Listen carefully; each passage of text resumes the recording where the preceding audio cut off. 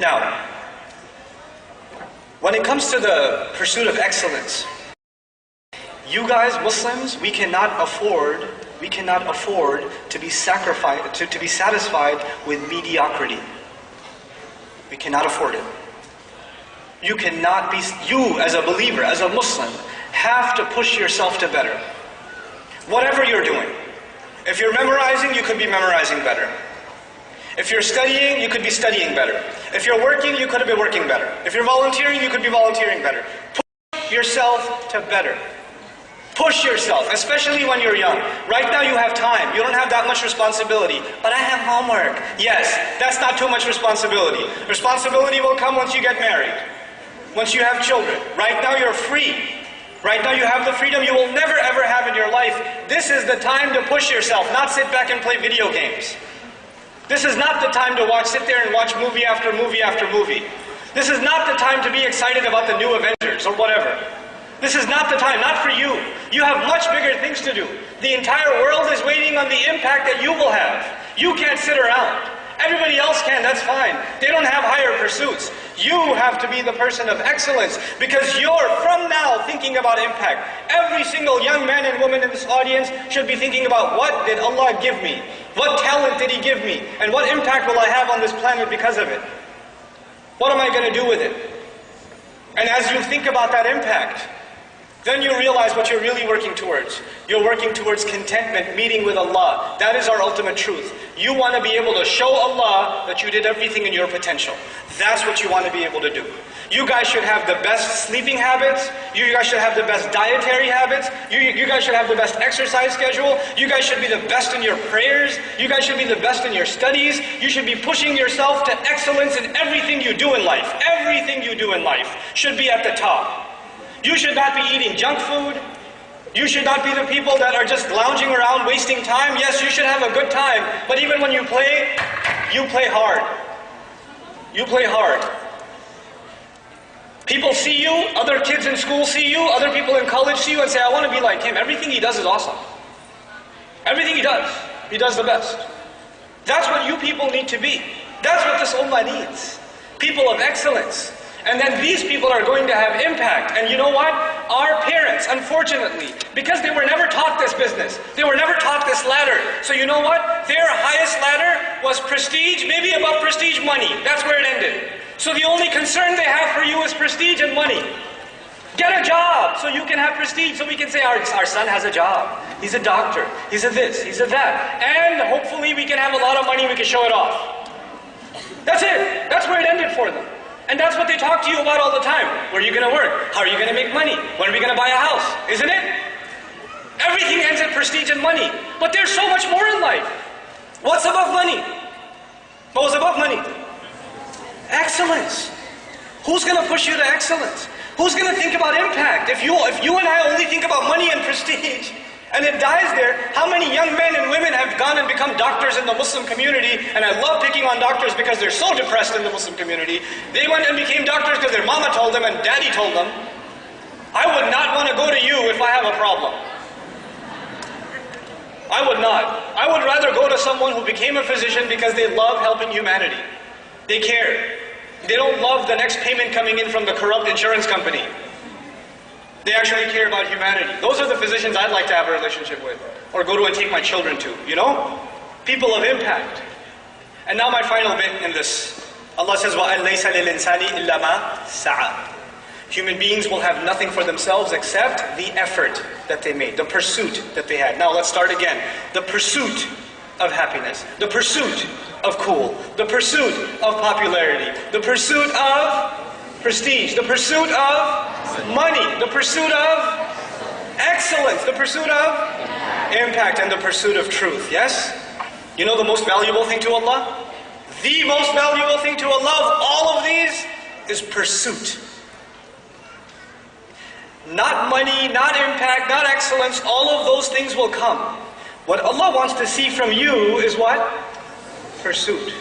I told you there are prophets that show in front of Allah on Judgment Day how many followers? 0. So they had 0 impact. But Allah still gives them the highest ranks in Jannah. Why? Because Allah respects their pursuit, their effort, their grit. They were tough and they went through it. If you were to have a progress report for Nuh alayhi salam every year, let's see a growth chart in how many people became Muslim. Nuh alayhi salam, it's annual review. How many people become Muslim every year? 950 years. There's like, the chart isn't going like this. It's just this flat and maybe even goes down. Some people were coming close and they went away. There's no impact. There is no progress on the ground. But you know what we respect about Nuh alayhi salam is his constant pursuit. We have to internalize this. You guys have to be a people of pursuit. We will have nothing in front of Allah if not our pursuits. Young people, listen to what I'm saying, please, carefully. Please think about this. What is your life going to mean? If your life is just one video game to the next, if your life is just one episode to the next of a show, what are you pursuing? Who cares if you got trophies on that video game, or you got 100% synchronization in Assassin's Creed? Who cares? Who cares? What is that in a what did that change for the world? Who cares how many push-ups you can do? Who cares? You have to think more than that. You have to think higher than that. And when you start doing that, I will tell you one thing Allah will give you. Allah will give you happiness. When you really have pursuit, then your life means something. And when your life means something, it makes you happy. When you don't have pursuit, then you never find meaning in your life. And that's why you're never happy. Doesn't matter how much music you listen to, or how much hanging out you do, or how much partying you do, you're just never happy. You're never satisfied. You're always bored. You're always just, not happy with yourself, etc. It is this pursuit that you have to internalize. You young people have to be people of incredible pursuit. Allah says, وَأَنَّ سَعْيَهُ سَوْفَ يُرَى. I love this ayah. And I'm ending with this ayah. And that his pursuit will soon be seen. His effort will soon be what? Seen. Let me tell you something. When you show somebody your resume, I graduated from this school. I worked here and here and here. I did this and this and this project. What do you put on your resume? The results or the pursuit? You don't put the pursuit, you put the results. The result was you graduated. You don't put, I worked really hard for the final semester and I was like dying to do this exam. And you don't put that on your resume. You just put, I graduated. Yes or no? I did this project, and this project. You don't put on your resume how much effort you made to finish that project. Isn't it? And by the way, sometimes you put a lot of effort in and you don't pass. Does that happen? You put an incredible amount of effort into a project and it fails. Or you don't get the grade that you deserved or you wanted. You just didn't see the results. Human beings, we judge each other based on what? Results. I don't care how much effort you made, you didn't get the results. You're fired. I don't care how much effort you made, you didn't pass the test, you're not graduating. You understand? But Allah on Judgment Day is not looking at your report card based on results. Allah is looking at your report card based on what? Effort. Allah says, and his effort, his pursuit is that which will be shown, or which will be seen. That is remarkable, because no other human being on the face of this earth can see my effort. I cannot see your effort, and you cannot see mine. Only Allah sees effort. All we see is impact. All we see are results. We are people of results. Allah is a judge of effort. Subhanallah. What an incredible master. Nobody will appreciate your efforts except Allah. So never underestimate your efforts because other people underestimate them. People didn't appreciate the kind of work you put in and you figure, well, I guess it wasn't worth it. It was to Allah. It was to Allah. It was worth it to Allah. So that part of my talk was specifically for the sisters. Because they do a lot of effort and they feel like it's not going anywhere. Not the guys, because guys don't do any effort. And they feel like, I did a lot, I tried so hard. You guys just have to stop lying to yourself. You have to telling yourself you're doing enough. You have to stop being lazy. Shaitan is destroying you guys. He's destroying you. You're so lazy. Stop being lazy. Stop rationalizing to yourself.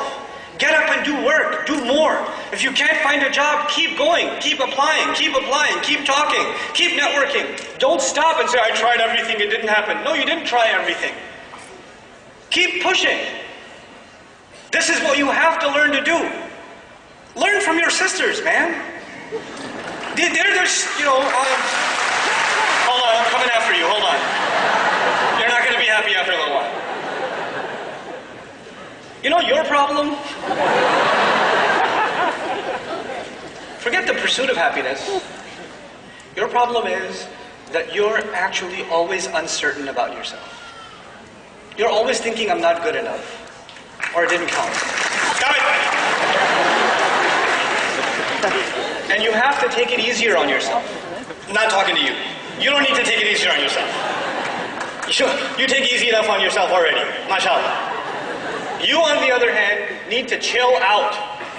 You need to calm down. I've met sisters that are studying Islam, that are studying the Quran, but I don't have all the vocabulary yet. Yes, auntie, relax. You don't have all the vocabulary. It's not the end of the world. Allah is not interested in your results. He is interested in what? Your effort. Your effort. Your effort. Stop worrying about your results. You worry too much about your results.